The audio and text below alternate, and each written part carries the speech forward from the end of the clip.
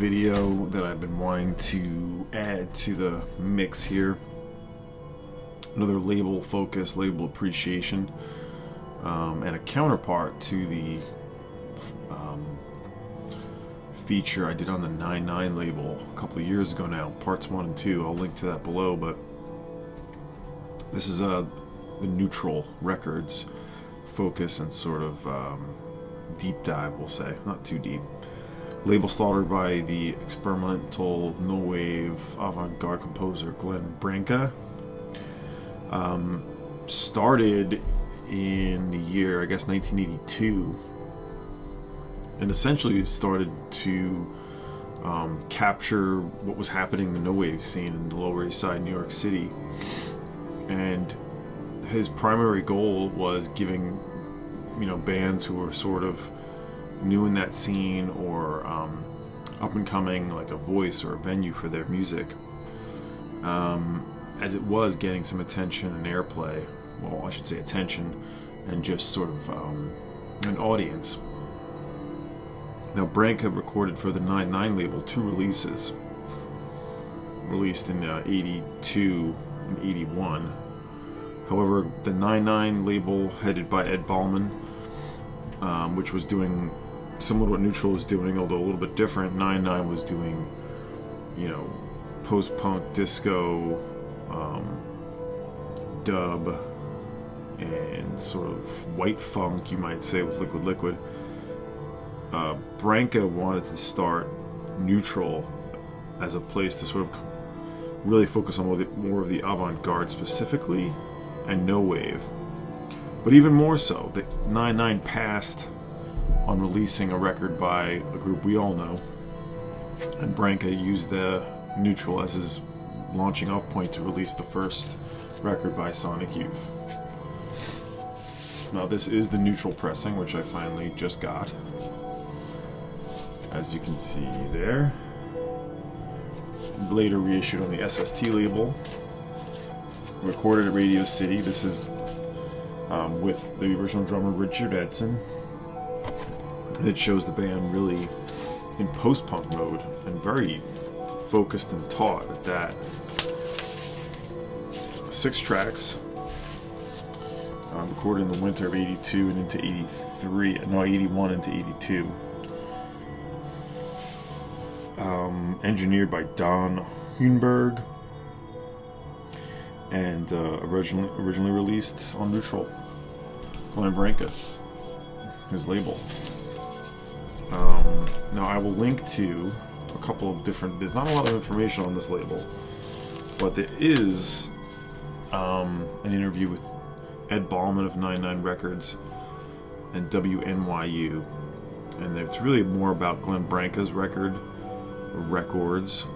and what 9/9 was doing, but it does sort of touch on what's about to happen with Neutral.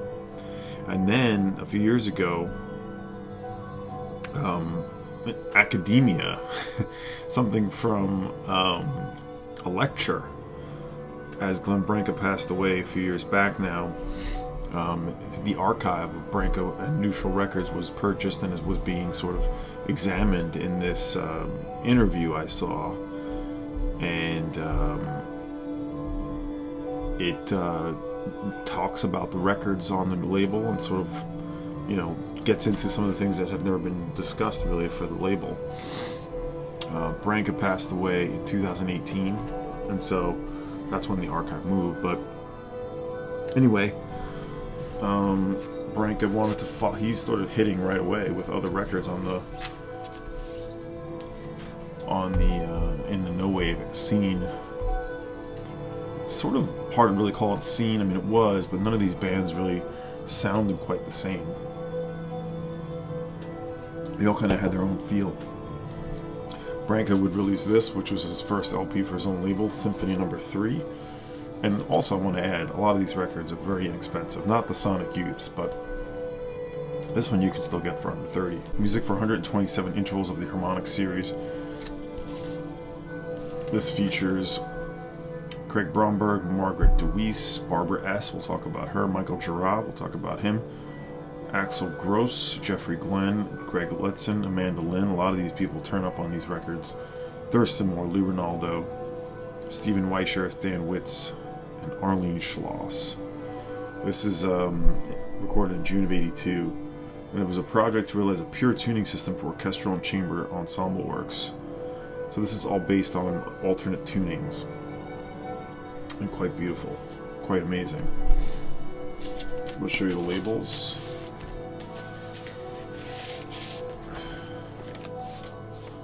There you have it. This is Neutral number 4. So Glenn Branca, of course, was going to be releasing his own music on his own label, although actually I think this is the only record that would come out in his, under his name on his label, since the label really only went for into the mid to late 80s. I don't have everything on the label because some of it I didn't really get into, and some of it just didn't quite appeal, but most of this stuff is cheap. There's a record by the actor, comedian Eric Bogosian, which is sort of like a spoken word record. There's the David Rosenbluth Electric Chorus and Orchestra. I need to re-listen to that one. That's Neutral number 9. There is, well, I'll get into more of them. We'll talk about David Linton, Paul McMahon, very cheap, sort of more of a singer-songwriter record. And a few others we'll talk about after, but we also have to talk about the first Swans LP released after the first EP, which was not on Neutral, but this one was. This is from 1983 as well. Does this have an insert? I'm going to show you some inserts if I have them. No, but this is Jura on bass and vocals and tapes. Jonathan Cain, Raleigh Massiman, Norman Westberg, and Harry Crosby. That famous cover. This is them in that sort of no-wave industrial sort of mode. Filth, they didn't say the title. As I said, the self-titled, the first release, I should say, I have as well. I only have these 2 early Swans records, but the first Swans EP was just called Swans on the Labor label, but this is the first LP for Neutral Records.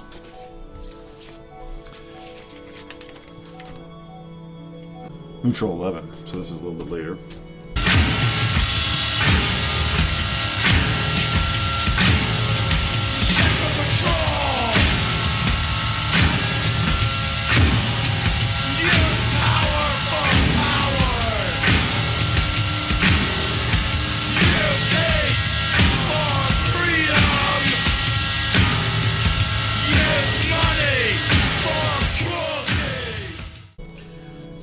Neutral number 9 was the first full-length Sonic Youth LP, Confusion of Sex. I got this at WFMU.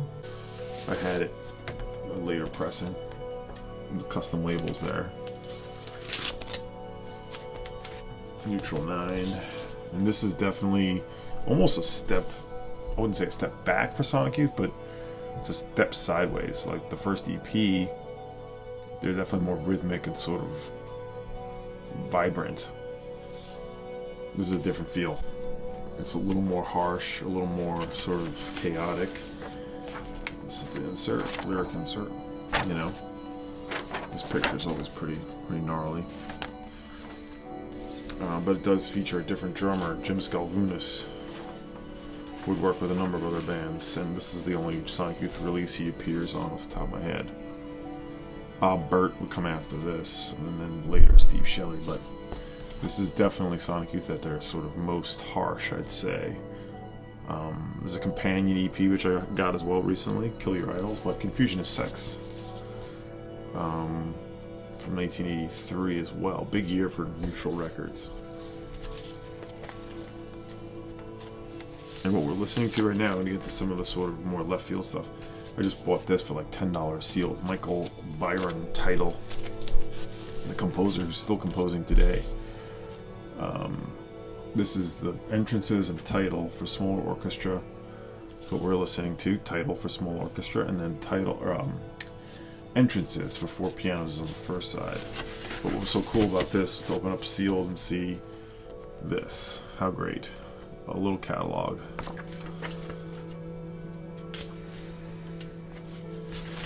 And you get, your price lists. I love period catalogs like this.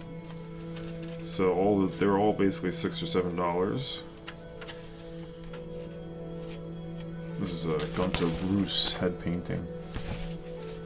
This is the only one of these I found, but here is the releases, and I have, of course, all the 9/9 inserts that have the releases on it. But this gives you a little description of everything. Bogosian successfully tunes the audience into the distant underground stations of society's troubled psyche. I'm going to talk about a few more that I have here. With this record, Michael Byron, some of the most vigorous and important new works for piano of this decade. So how cool. But this Michael Byron, as you just heard, pretty gorgeous. Could be in the Eno Ambient series or something like that, you might say.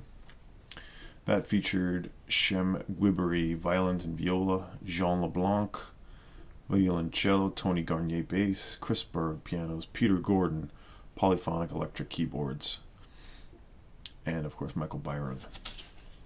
So that was Title. I'm going to put on a different record, and we'll continue. Okay, this next one was another early Neutral Records release, Red Decade with Jules Baptiste, who was the guitarist. It's like a two-sided 12-inch EP. Red Decade is the name of this. This is also super cheap. This is Neutral number 3, and it features sort of a bunch of different musicians from the scene. Most notable is Brian Hudson, is one of the co-founders of the Pagans from Ohio, the punk band. So he got involved in this, but this is a cool release. It's 2 tracks, Native Dance and Red Decade, 2 sort of long tracks. Sort of good little like out guitar record. Only release, I think this is the only thing Jules Baptiste did and Red Decade did. I'm guessing they played a bunch on the Lower East Side, but you do have tenor and alto sax on this, as you can hear, guitar, bass, drums, so kind of goes along with James Chance or Contortions. So a nice little record on Neutral number 3. Another rock band and sort of the counterpart to Sonic Youth, I just talked about them. Rad at Radar, 1985, this is a later one. Neutral number 12, but this is Americide is Dead, Long Live Rat at Radar, I believe it's called. Here they are. There's another single too, but that's not on Neutral. Anyway, great cover, as I've talked about. This is not too expensive, but in that Sonic Youth mold of sort of noise rock and out guitar music, quartet. Engineered by Martin Beasy, mixed at BC Studios, New York. So Branca not really involved in this one too much, but I highly recommend checking this out. I talked about this one in the 80s underground or 80s indie sort of 30 under or 11 under 30, but this one gets a little bit out there, a little bit sort of strange, but from a sort of textural and sort of like feeling, it really does fit in with those early Sonic Youth records. So Rat at Radar.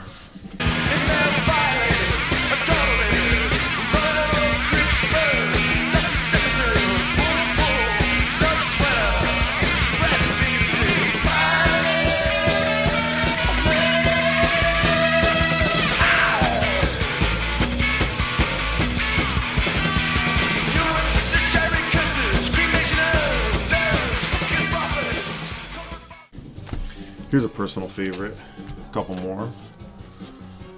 Wide Pants with Barbara S. Regular collaborator with Glenn Branca. Just back there. Trio. This is called Beat It Down. Their other release was an EP recorded by Branca and released on the 9/9 label. This is very unique for basically using all of these toy instruments. The entire record is almost made from toy instruments. I don't know if they did that live or not, but definitely in the Raincoats mold. This is sort of more of a post-punk record. Sort of, untrained almost, or sort of, they're de-learning the instruments really. But Verge Pearsall, I believe, was a filmmaker, drums and vocals. Gail Vachon, a visual artist, keyboards and vocals, and Barbara S., who would end up becoming known for her pinhole photography, was the bass ukulele and vocalist. Don't let the ukulele scare you on this. There is a reissue of this too. This one's a little more expensive, but under $50. This is one of my favorites on the label, White Pants. 415 Lafayette Street, by the way. So, you know, right there with 99 Records. The moon shine all night. The moon shine all night. Hey, ho, hey, ho, hey, ho, hey, ho.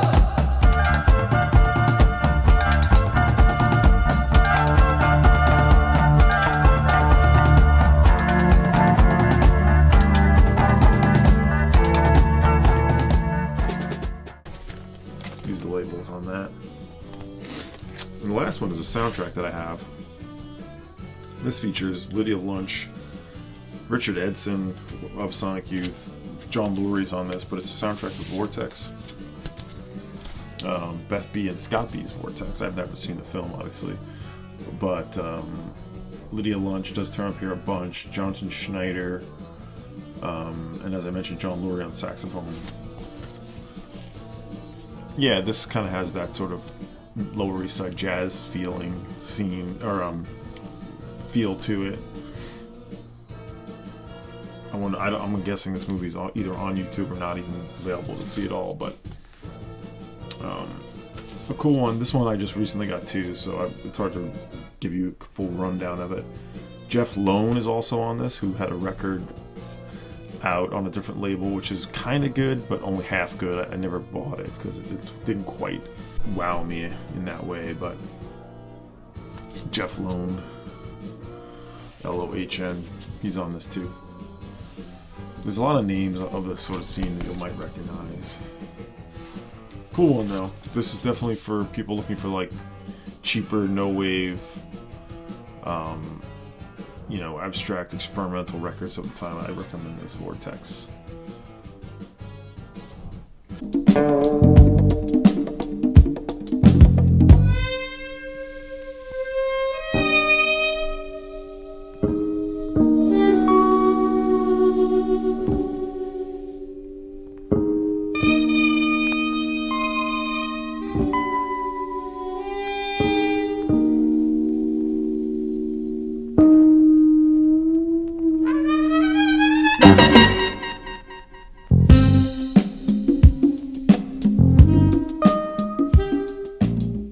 That's all the Neutral records I have. As I said, I'm going to link to the 9/9 feature I did, the interview with Ed Bahlman at WNYU, and this more recent Zoom lecture by someone who's sort of running the Glenn Branca archive, who talks about the label a little more.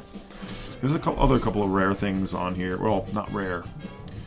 David Linton, Orshography. I didn't get that. That's Neutral number 14. You also have the Michael Gordon Philharmonic, Neutral number 15, one of the last releases. The one I'd really love to get is the Jack Goldstein Planets 6/10 inches, edition of 50, very rare. That one gets up to some high figures. Another one that's listed here in the discography is the Remco Shaw Machine Guitars. Was not a Neutral release, but was on the label Kremlin, which also did like Plus Instruments. I think maybe Branca was involved in this in some way, or it says distributed by Neutral Records, so that's Kremlin. But out of the Netherlands, that's listed in the discography. But a really interesting label, and Branca just trying to really release things he thought were interesting. And not all of it's aged well, I'd say, but I think Branca in himself is worth everyone's time. The Branca records. Obviously the Sonic Youth, Swans, White Pants, and the Michael Byron you can get. I mean, man, I think that's still up there for. Yeah, this is like $9. It's like the lowest or median price is $14. So, yeah. Neutral Records, Glenn Branca. I love this sort of. Maybe I'll do more features on labels from that era. I love what was going on there. So, we've been listening to the Jules Baptiste and Red Decade. So, hope you dug this. Look out for the links below. Hope you enjoyed this clips. And more to come. end of the year 2023 as we get to it. Keep a lookout and be well.